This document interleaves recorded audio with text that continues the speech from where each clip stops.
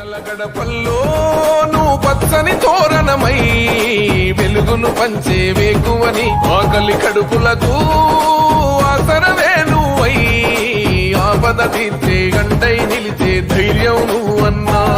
నువ్వు నిండు పున్నమి వెలుగా నిరుపేదల పెద్ద కొడుకా నువ్వు సమత మమతల పిలుపా సాగే ఉద్యమకే కా వేదన తీర్చిన వెలుగే నీవన్నా.